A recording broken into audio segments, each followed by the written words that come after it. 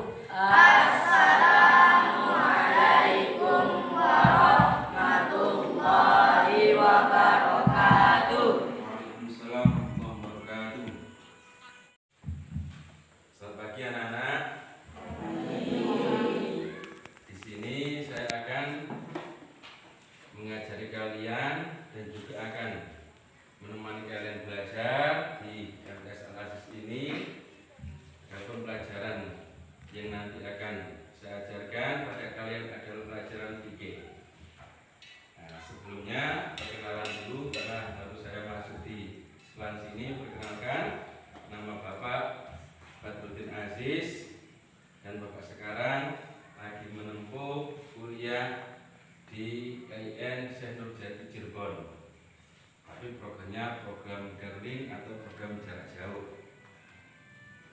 Bapak dari kampung sebelah dan alhamdulillah sekarang bisa masuk ke sekolah sini. Semoga kita nanti di dalam belajar kita bisa semangat dalam pelajaran sehingga kita bisa memahami dan mengamalkan apa yang kita pelajari nanti. Sekian perkenalan dari Bapak. Dan kita mulai, habis ini kita mulai pelajaran tentang pelajaran fikih.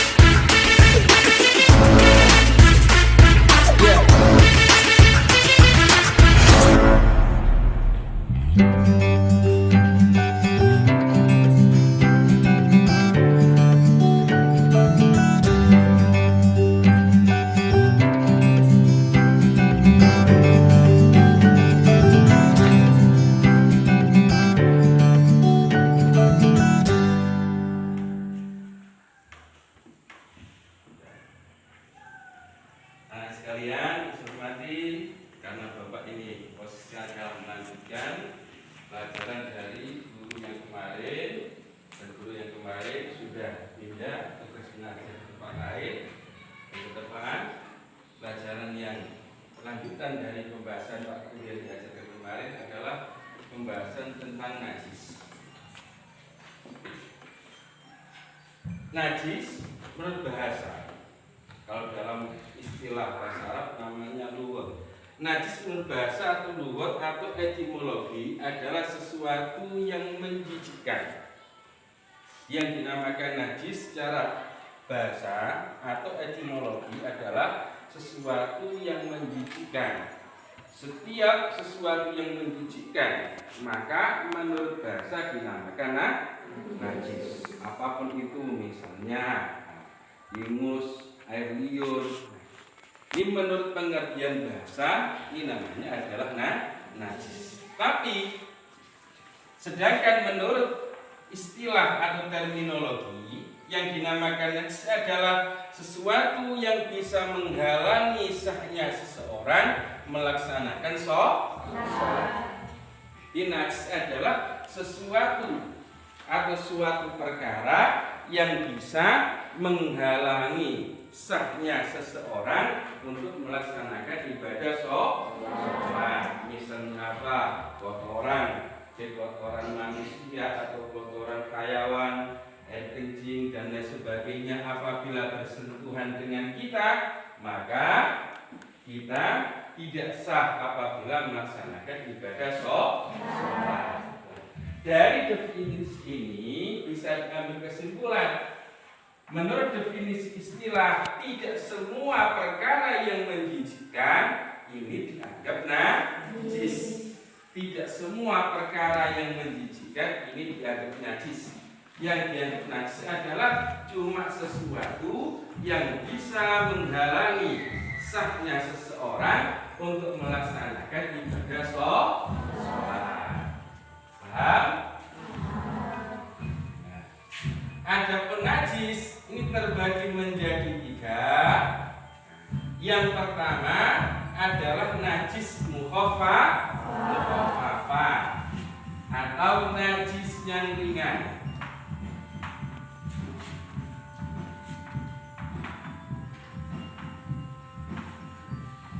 Yang kedua najis mughalladhah atau najis yang berat.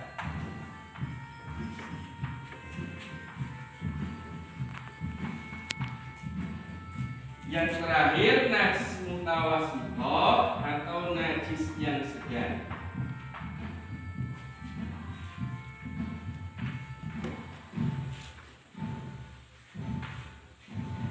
Di najis terbagi menjadi dua. Yang pertama najis mukhaffafah, yakni najis yang ringan. Yang ketiga najis mughalladhah, najis yang berat. Dan yang ketiga najis mutawassithah atau najis yang sedang. Adapun klarifikasinya najis mukhaffafah itu najis yang bagaimana?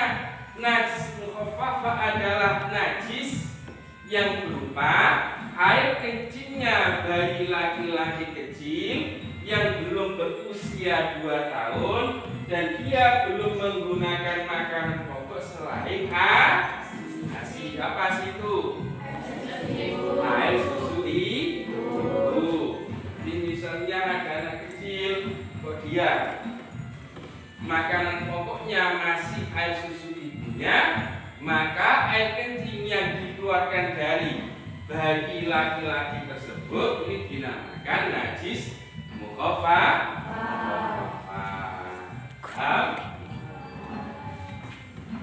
Yang ketiga yang kedua najis mughalladhah, najis yang berat. Najis yang berat najisnya apa? Yakni najisnya anjing dan babi dan hewan yang lahir dari anjing dan babi. Di najis mughalladhah adalah najisnya anjing dan babi dan hewan yang lahir dari anjing dan babi. Apapun bentuknya, misalnya kok ada babi misalnya melahirkan ikan misalnya, maka tetap dihukumi najis mughalladhah.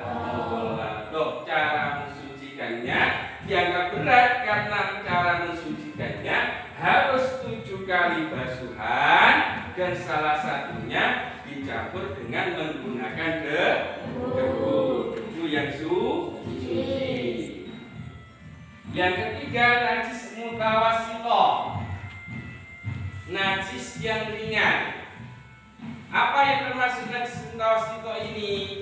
Najis mutawassithah ini adalah najis selain najis mukhaffafah dan juga najis mughalladhah. Berarti bagaimana? Selain air kencingnya bayi laki-laki kecil yang belum berusia 2 tahun dan juga selain anjing dan babi. Contohnya apa? Kotoran hewan atau kotoran manusia atau air kencingnya orang dewasa atau air kencingnya bayi perempuan, itu yang masih usia bayi ataupun yang sudah dewasa, pokok air kencingnya perempuan itu dihukumi najis mutawassithah. Dan juga darah dan lain sebagainya itu dihukumi najis mutawassithah.